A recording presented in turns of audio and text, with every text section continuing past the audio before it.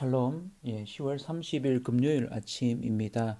오늘은 찬송가 490장 주여 지난밤 내 꿈에 조수아님의 찬양 듣고 같이 말씀 나누도록 하겠습니다.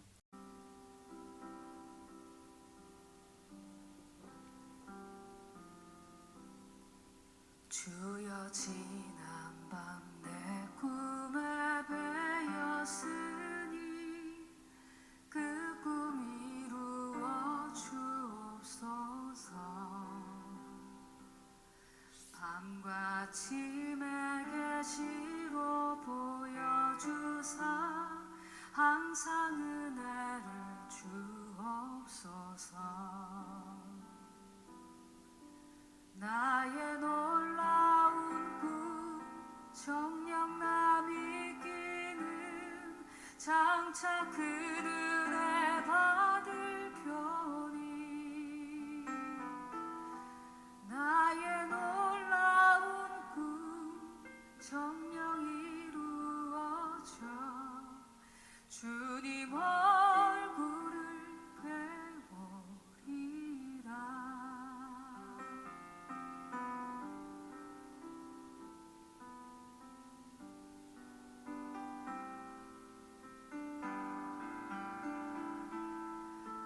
마음 괴롭고 아파서 낙심될 때 내게 소망을 주셨으니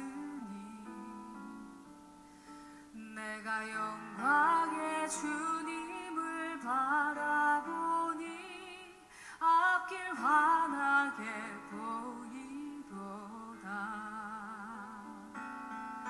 세상 풍조는 나날이 변하여도 나는 내 믿음 지키리니 인생 살다가 죽음이 꿈 같으나 오직 내 꿈은 잠되리라. 나의 놀라운 꿈 정녕 남이 끼는 장차 그늘에 받을 표니 나의 놀라운 꿈 정녕 이루어져 주님 얼굴을 뵈보리라. 나의 놀라운 꿈 정녕 이루어져 주님 얼굴을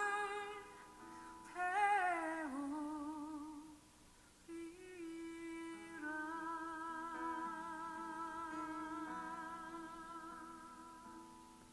아멘.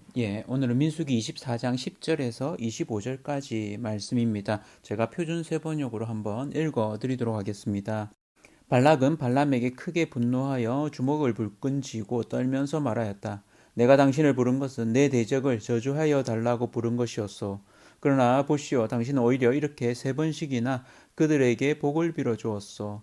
이제 곧 당신이 떠나왔던 그곳으로 빨리 가버리시오.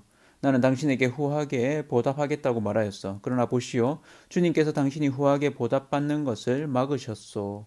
발람이 발락에게 말하였다. 나에게 보내신 신들에게도 내가 이미 말하지 않았습니까? 발락 임금님께서 비록 그의 궁궐에 가득한 금과 은을 나에게 준다 해도 좋은 일이든 나쁜 일이든 간에 주님의 명을 어기고 나의 마음대로 할 수 있는 일은 아무것도 없습니다. 나는 다만 주님께서 말씀하신 것만 말해야 합니다.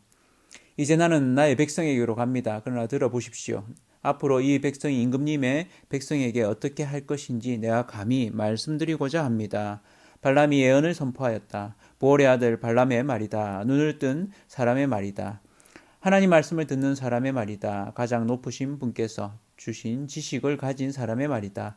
환상으로 전능자를 뵙고 넘어졌으나 오히려 두 눈을 밝히 뜬 사람의 말이다. 나는 한 모습을 본다. 그러나 당장 나타날 모습은 아니다. 나는 그 모습을 환히 본다. 그러나 가까이에 있는 모습은 아니다. 한 별이 야곱에게서 나올 것이다. 한 통치 지팡이가 이스라엘에서 일어나 설 것이다. 그가 모압의 이마를 칠 것이다. 셋 자손의 영토를 칠 것이다. 그는 에돔을 차지할 것이다. 대적 세일도 그의 차지가 될 것이다. 이렇게 이스라엘이 힘을 떨칠 것이다. 야곱에게서 통치자가 나와서 그 성읍에 살아남은 자들을 죽일 것이다.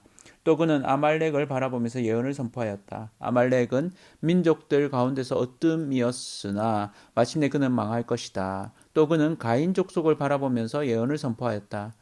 내가 사는 곳은 든든하다. 너희 보금자리는 바위 위에 있다. 그러나 가인은 쇠약하여질 것이다. 아시리아의 포로가 될 것이다. 또 그는 예언을 선포하였다. 큰일이다. 하나님이 이 일을 하실 때에 누가 살아남을 수 있으랴. 함대들이 키프로스 쪽에서 온다. 그것들이 아시리아를 괴롭히고 에벨도 괴롭힐 것이다. 그러나 그것들마저도 망하고야 말 것이다. 발람은 급히 길을 떠나서 그가 살던 곳으로 돌아갔다. 발락도 제가 갈 곳으로 갔다. 아멘. 오늘은 역사의 주관자 하나님이라는 제목으로 말씀을 나누도록 하겠습니다. 발락이 계략을 꾸며서 이스라엘을 저주하기 위해 발람을 불러옵니다. 이 발람을 데려와서 이스라엘을 저주하려고 했던 계획이 수포로 돌아가죠. 세 번에 걸쳐서 이스라엘 진영 끄트머리만 보여주다가 또 일부분만 보여주다가 전체를 다 보여주는 이 세 번 7개의 제단을 쌓고 세 번이나 숫송아지와 순념소 7마리씩 이렇게 바쳤지만 이 일들을 통해서 결국 하나님이 알려주신 대로 발람 선지자는 오히려 이스라엘을 축복합니다. 세 번에 걸쳐서 축복하죠.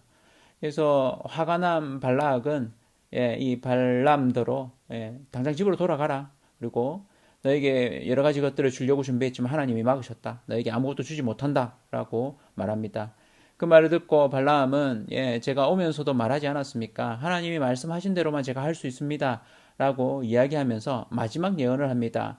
그 예언은 앞으로 있을 일, 그러니까 바로 당장이 아니고 미래의 일이라고 이야기하면서 합니다. 이 말씀에 대해서는 다윗에 대한 예언이라고 대부분의 신학자들은 바라봅니다. 더 뒤로 가서 예수님의 예언으로까지 보지만 다윗에 대한 예언으로 보는 것이 적절한 것 같습니다. 한 별이 야곱에게서 나서 한 규가 이스라엘에게서 일어나 모압과 에돔을 제압할 것이다. 실제로 다윗 왕이 모압과 에돔을 이렇게 정벌하고 통합하는 이런 일들을 이루어내었죠. 이 일을 이야기하고 또 아말렉에 대한 예언을 어떤 면에서 좀 뜬금없을 수도 있는데 이 땅을 바라보면서 아말렉에 대한 예언을 합니다. 이 아말렉의 으뜸이 되는 그 으뜸이라는 것이 대단한 힘을 가졌다 이렇게보다는 오히려 어떤 면에서는 이스라엘을 괴롭혔던 첫 번째 이렇게도 좀 바라보더라고요. 어쨌든 아말렉은 망하게 될 것이다. 또 가인 종족, 겐 족속이라고 이렇게 얘기하는 아수르의 포로가 될 것이다.